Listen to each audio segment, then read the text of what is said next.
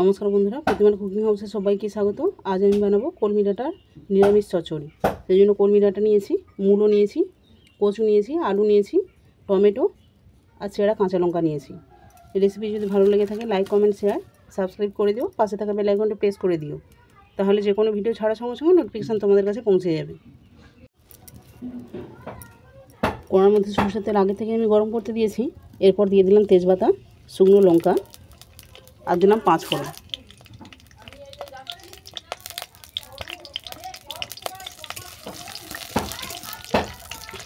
ফোড়নটাকে ভালো করে ভেজে নেব।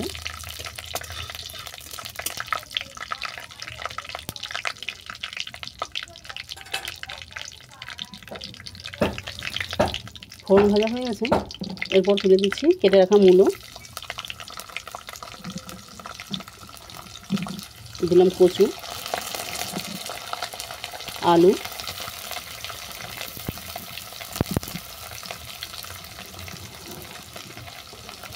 আর দিলাম কলমি ডাঁটা।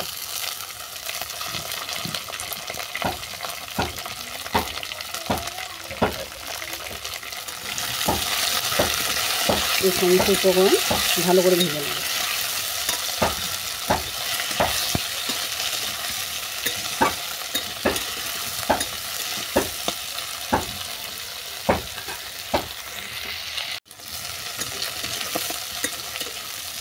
সমস্ত সবজি ভালো করে ভেজে নেওয়ার পর দিলাম চেরা কাঁচা লঙ্কা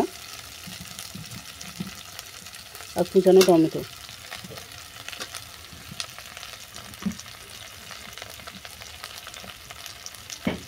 দিলাম স্বাদ মতো লবণ,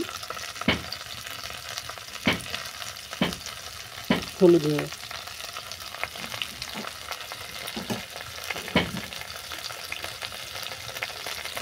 এরপর দিয়ে দিচ্ছি লঙ্কার গুঁড়ো।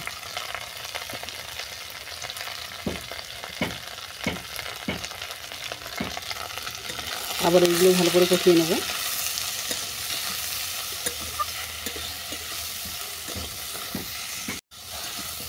যতটা আমার ঝালের প্রয়োজন সেটা আমি দুভাগে ভাগ করে দিলাম।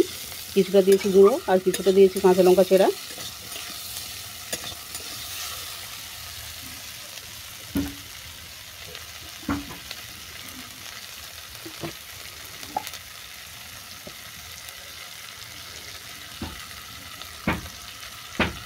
মশলাগুলো সব ভালো করে কষিয়ে নেওয়ার পর দিলাম স্বাদ মতো চিনি।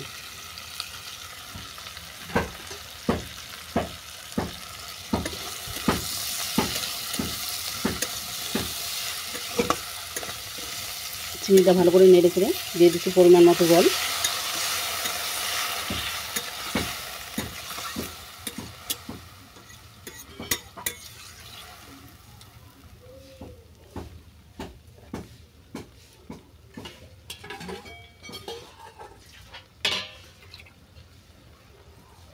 একটা ডিশ ঢেকে দিলাম 5 মিনিটের জন্য।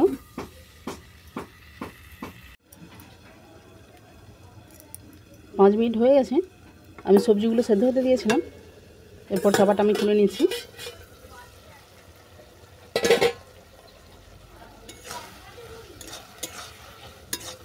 দেখো জলটা প্রায় শুকনো হয়ে এসছে। এই অবস্থাতে দিয়ে দেবো সর্ষে বাটা।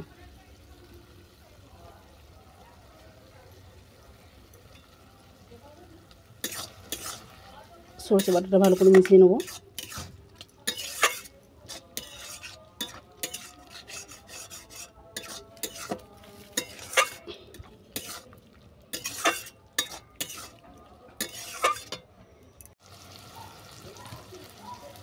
সর্ষে বাটা দেওয়ার পর আমি আরও কিছুটা ফুটিয়ে নিয়েছি।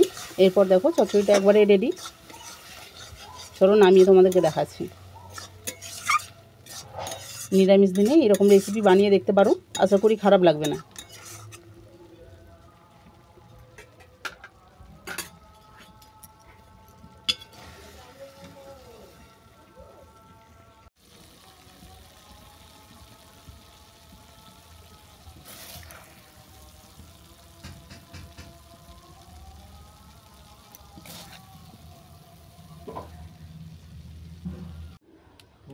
কলমি ডাঁটা নিরামিষ চচ্চড়ি তোমাদের কেমন লাগলো আমাকে কমেন্ট করে জানিও। যদি ভালো লেগে থাকে রেসিপিটা শেয়ার করে দিও।